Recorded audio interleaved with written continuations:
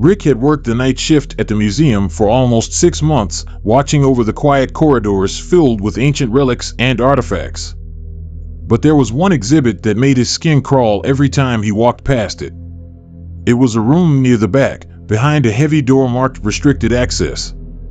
Inside that room sat a doll, Antonina, said to be a cursed antique passed down through generations of an old European family. They claimed it was possessed. Each night, as Rick's shift began, he would start his rounds cautiously, flashlight in hand. Most nights were uneventful, just the hum of the security system and the gentle whir of the air conditioning. But when Rick passed by the restricted room, an odd sensation always lingered, a chill that crept up his spine, a feeling that someone, or something, was watching him. One evening, Rick decided to confront his curiosity and took a few steps inside the room.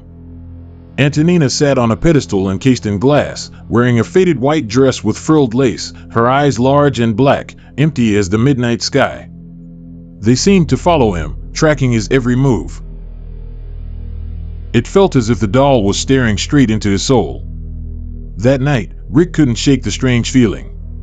He told himself it was just a doll, made of porcelain, cloth, and whatever else dolls were made of. But something was different about Antonina, something he couldn't ignore. Around midnight, while making his usual round near the restricted room, Rick heard a faint, scratching sound. He stopped dead in his tracks.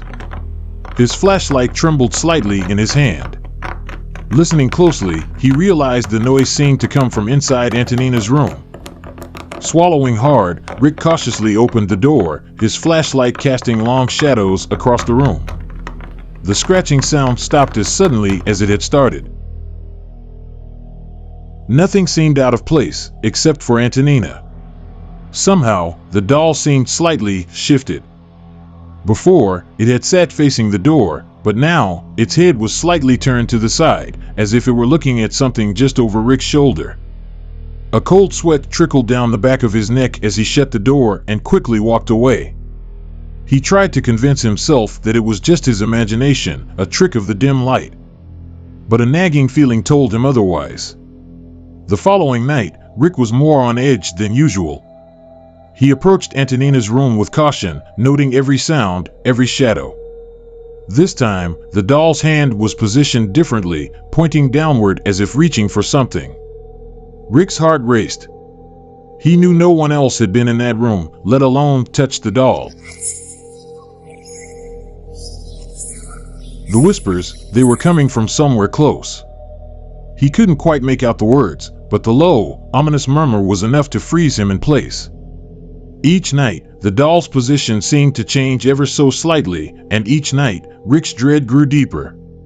One night, after the museum had closed and silence fell over the darkened halls, Rick heard a soft but distinct tap, tap, tap echoing through the corridors. Following the sound, he found himself drawn once again to the restricted room. He opened the door and shone his flashlight inside, his pulse hammering in his ears. Antonina had shifted again. This time, she was facing directly toward the door, with her empty eyes fixed on him. Taking a step back, Rick's foot landed on something solid. Bending down, he found an old, tattered note. It was yellowed with age, its writing barely legible. "She watches," it read. "Never take your eyes off her." A chill surged through him, and he instinctively looked back at Antonina, her lifeless gaze unwavering. From that moment, Rick became paranoid. Every creak of the floor, every flicker of the lights made him jump. He found himself glancing over his shoulder more often, feeling a presence that seemed to cling to him as he moved through the museum. He started sleeping during the day and coming to work already exhausted, haunted by dreams of Antonina's empty stare. Then one night, things took a darker turn. Around 3 a.m., as he passed by Antonina's room, Rick's flashlight flickered and died. Cursing under his breath, he tapped it against his hand, trying to bring it back to life. In the momentary darkness, he heard a faint sound, like a child's giggle, high-pitched and chilling. His heart thundered in his chest as he turned the flashlight back on. He was met with a sight that set ice through his veins. Antonina was now standing inside her glass case, her head tilted in a mocking, knowing gesture. Rick stumbled back, his mind racing. This wasn't possible. He'd seen the doll seated just hours before. His hands shook as he hurried to lock the door and back away. But as he turned to leave, he felt something cold brush against his arm. Whipping around, he saw the door handle twitch, as though someone, or something, was trying to turn it from the other side. Each night after that, Rick's mental state began to unravel. He barely slept, haunted by visions of Antonina creeping through the museum halls, inching closer and closer. One evening, the museum director, noticing Rick's haggard appearance, pulled him aside. "Rick, maybe you need a break. You look worn out." But Rick couldn't bring himself to leave. It felt as though Antonina had become part of him, a dark shadow that would follow him wherever he went. Desperation and curiosity took over, and he started researching Antonina's history. He discovered that the doll had been crafted by a European dollmaker in the 1800s and was a gift to his young daughter, who had died under mysterious circumstances shortly after receiving it. Local legends claimed that Antonina's spirit was trapped within the doll, haunting anyone who dared to possess it.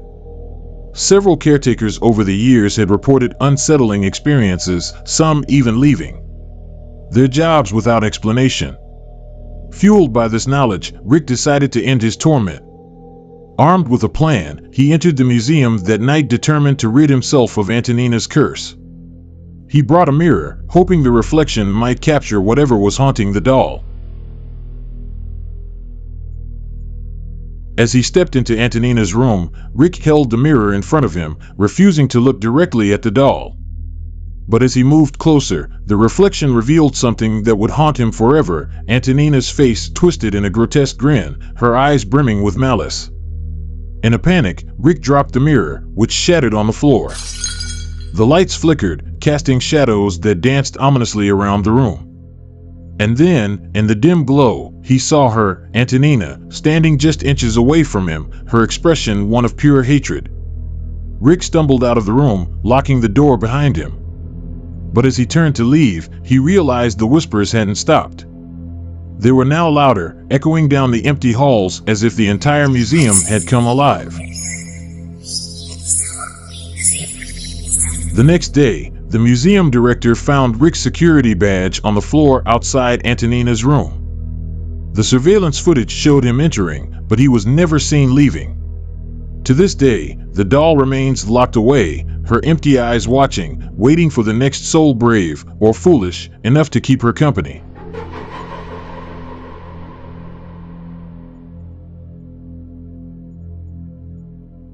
The Luna family had been searching for a bigger house for a long time. Alan, the father, wanted a peaceful, spacious home where they could make new memories, especially for their daughter, Isabella, who had just turned 7. After months of searching, they finally found an old, elegant house on the outskirts of town. Strangely, the price was unusually low for such a large home, which made both Alan and Luna a little suspicious. The agent assured them it was due to the age of the house and the previous owners' need to sell quickly. Luna fell in love with the house's charm and character, the high ceilings, grand staircase, and tall, narrow windows overlooking the surrounding woods. Despite the mystery around its low price, they decided to move in. In the first few days, everything was peaceful. Luna kept herself busy arranging furniture and unpacking boxes, while Isabella explored the rooms and hallways. One afternoon, Isabella stumbled upon a dusty old chest in the attic. Curious, she opened it and discovered an old doll with long, dark hair and a pale, childlike face. The doll's eyes were glossy and black, with a strange glimmer that made them seem unsettlingly lifelike. Isabella held it up, brushing away cobwebs as she whispered, "My new friend." The moment Luna saw the doll, a chill ran down her spine. Something about it felt wrong. She gently suggested they leave it in the attic, but Isabella insisted on keeping it, hugging the doll tightly. It was lonely up there, she argued. With a weary smile, Luna relented, hoping it was just an innocent toy. At first, nothing seemed out of the ordinary, but small, strange occurrences started to happen around the house. Luna would hear soft, childlike laughter echoing in the hallways, and she could have sworn she saw shadows shifting in her peripheral vision. She'd brush it off, blaming her tiredness from the move. But each day, the feeling of being watched grew stronger, like the walls themselves were harboring unseen eyes. One night, while Luna was tidying up in the kitchen, she felt a presence behind her. Turning swiftly, she found no one there. She took a deep breath, trying to shake the feeling, but when she glanced down the hall, she could have sworn she saw the doll's hollow eyes watching her from Isabella's room. She shook it off as her imagination, yet unease settled heavily in her heart. Isabella, however, seemed captivated by the doll. She named it Lily and took it everywhere. She'd sit with it, speaking in soft, secretive tones as if it were whispering back to her. Luna grew increasingly uncomfortable, especially when Isabella began shutting her door, speaking only to Lily for hours on end. The strange disturbances escalated. Luna started waking up in the middle of the night to hear distant whispering sounds and footsteps echoing down the halls. Objects around the house would be misplaced or moved entirely, family photos would tilt on the walls, and mirrors would develop smudges and fingerprints.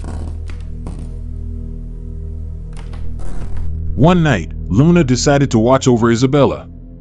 She left Isabella's door slightly ajar and peeked inside. What she saw left her frozen in shock.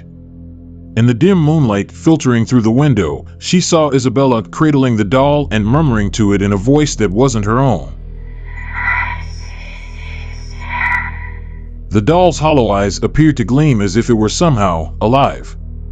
The following morning, Luna confronted her daughter. "Who were you talking to last night, sweetheart?"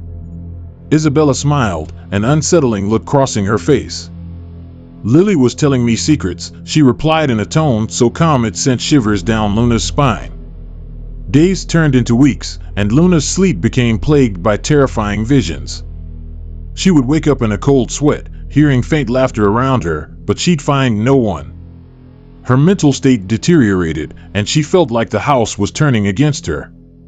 She'd find herself staring at the doll whenever she entered Isabella's room, feeling its vacant eyes follow her every move. One night, after Alan had fallen asleep, Luna decided to get rid of the doll. She tiptoed into Isabella's room, where she found her daughter fast asleep, clutching Lily. She reached for the doll, but as soon as she touched it, an overwhelming sense of dread filled her. A cold, childlike voice whispered, "Put me back." Luna's hands shook, and the doll's head seemed to turn ever so slightly towards her. Panicked, she dropped it, her heart pounding. Luna's nightmares became darker. Each night, she dreamed of the doll standing beside her bed, its glossy eyes gleaming with malice. In one nightmare, she found herself locked in Isabella's room, the doll staring at her with a twisted grin as the walls slowly closed in. She'd wake up gasping, yet no one else in the family seemed affected. Alan grew concerned about Luna's mental state, thinking she was suffering from stress. He tried to reassure her, but she was unshakable. The doll was no ordinary toy. "It's like it knows I want it gone," she told him one night, her voice barely a whisper.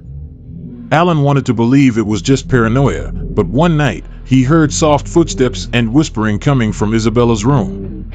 When he peeked inside, he saw Isabella sitting up in bed, whispering to the doll in a low, eerie voice. Growing desperate, Luna visited a local historian, hoping to uncover the doll's origin. After digging through old records, she discovered that a similar doll had been linked to a string of misfortunes. According to the records, anyone who had owned it either went mad or experienced fatal accidents.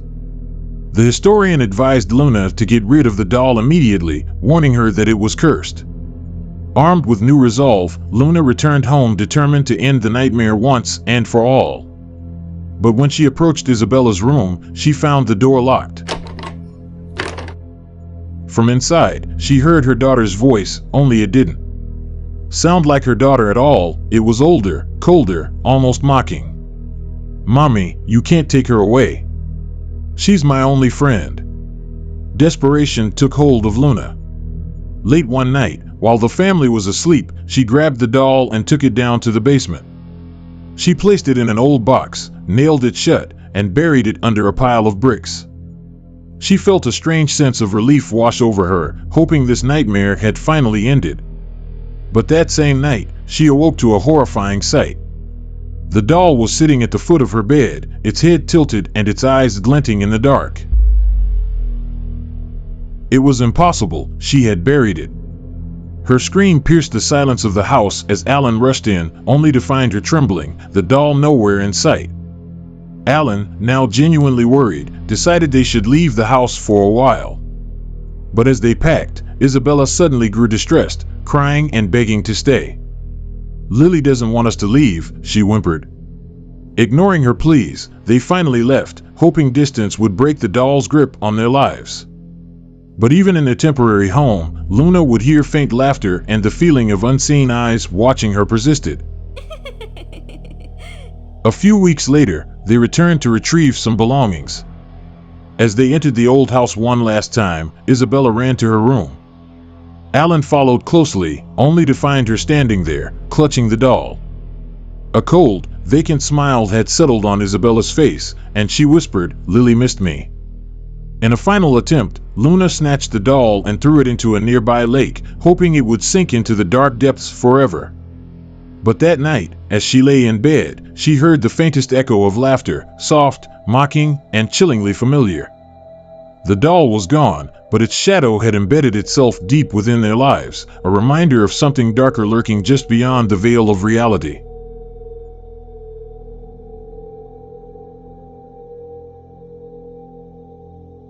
Hannah was a young woman in her late 20s, living alone in her grandmother's small, weathered house nestled at the edge of a quiet town.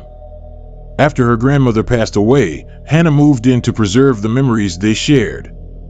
Her grandmother had raised her in this very house, and among the few possessions she left behind was an old doll with a red dress and glassy eyes that always seemed to be watching.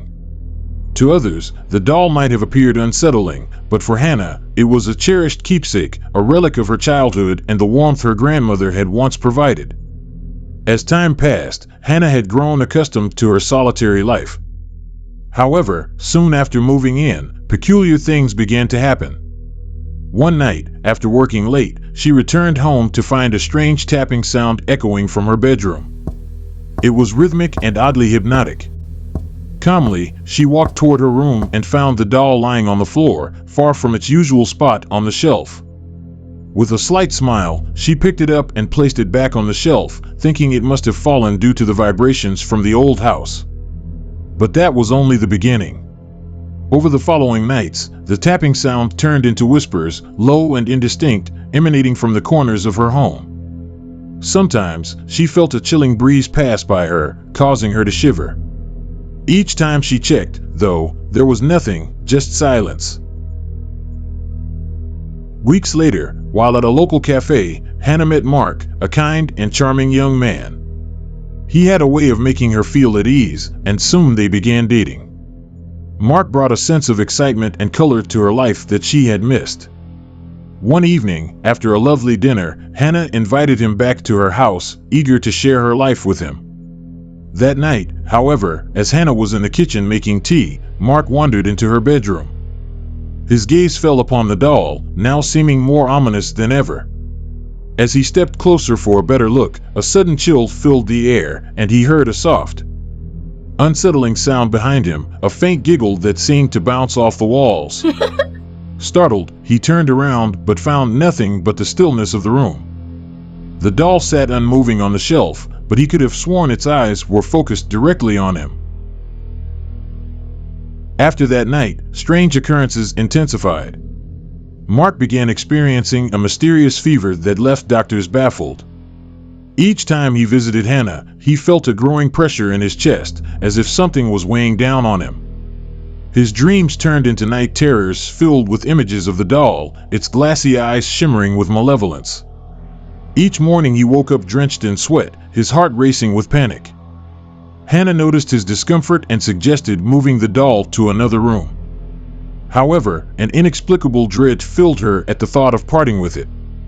She couldn't bear the idea of letting it go. After all, it was a gift from her beloved grandmother. As weeks passed, Mark's condition deteriorated. He grew increasingly distant, retreating into himself, unable to articulate the fears that consumed him. Hannah was worried. He had once brought her joy, but now his presence felt like a shadow, darkening her once happy home.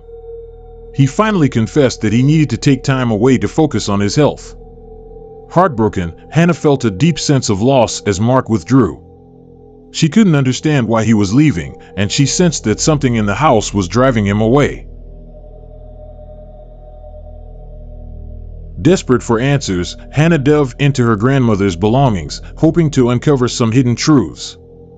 In an old trunk, she found faded photographs and letters from her grandmother's past. One photograph caught her attention, her grandmother, with a gentle smile, holding the very same doll. On the back of the photo was a note that read, "For protection, not for scaring."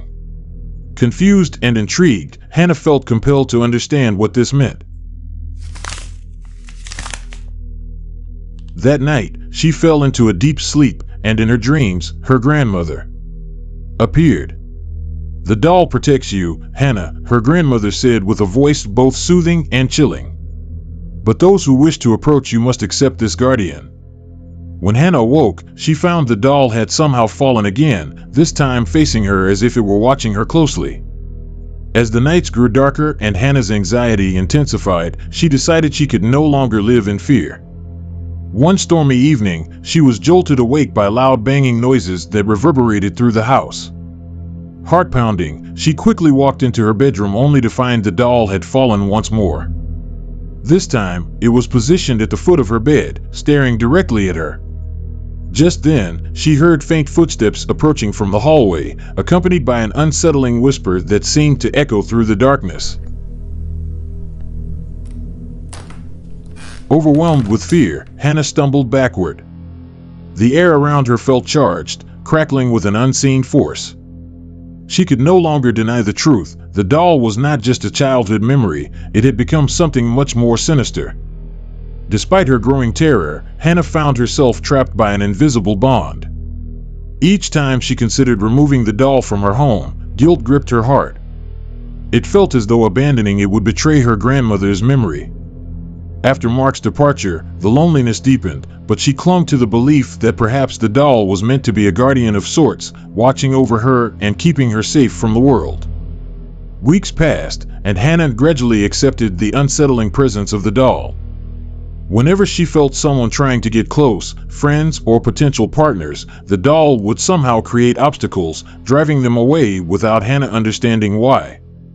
It became clear to her that anyone who sought to be part of her life faced the consequences of the doll's protective nature. Hannah, caught in a web of isolation, realized that the very thing meant to protect her had also become her greatest prison. The whispers in her home grew more frequent, and she began to wonder if her grandmother had known the true nature of the doll, a guardian that would keep her safe, but also ensure her eternal solitude. In her heart, Hannah knew she must confront the truth. As she sat in her dimly lit living room, staring at the doll, she whispered, "What do you want from me?" The air thickened, and for a moment, the whispers ceased, replaced by an overwhelming silence. Days turned into weeks, and the solitude became unbearable. One fateful night, as Hannah lay in bed, she had a vision of her grandmother standing before her. "Hannah, you must let go," her grandmother said, her voice resonating with urgency. "The doll has done its duty. It has kept you safe, but it is time to release the hold it has on you." Hannah awoke with tears streaming down her face, her heart heavy with sorrow and determination. She realized that in holding onto the doll, she had been denying herself the chance to live and love freely. It was time to break the bond, to reclaim her life. The next day, she gathered her courage and placed the doll in a box, wrapping it gently in a soft cloth. As she closed the box, she felt a strange sense of relief wash over her. Hannah walked to the attic, her heart racing, and placed the box in a corner, ready to shut the door on the past. As she turned to leave, she heard a soft voice calling her name, "Hannah." Spinning around, she found the doll lying outside the box, staring at her. The air crackled with tension, and the whispers returned, louder this time, filling her mind with doubt and fear. "You cannot escape me," the voice echoed. "No!" Hannah shouted, her voice trembling but firm. "I choose to live, and I will not let you control my life any longer." In that moment of defiance, a gust of wind surged through the attic, and the whispers transformed into a cacophony of angry cries. The doll rolled off the floor, the glassy eyes shattering, leaving a crack in the once perfect facade. Hannah felt an overwhelming rush of energy as she realized she had broken the curse. The oppressive atmosphere was lifted, replaced by a sense of liberation. She descended the stairs, feeling lighter than she had in years. The whispers faded, leaving only silence, a beautiful, soothing silence. With time, Hannah began to rebuild her life, reconnecting with friends and embracing new relationships. She learned to trust again, allowing joy to seep back into her days. Though the memories of the doll lingered, she understood that it had played its part in her story, a guardian that, in the end, had taught her the value of independence and the strength to break free from the past. In the end, the doll remained in the attic, a relic of what once was, a reminder that sometimes, the very things meant to protect us can also bind us. But it is up to us to recognize when to let go, to embrace freedom, and to live fully in the present.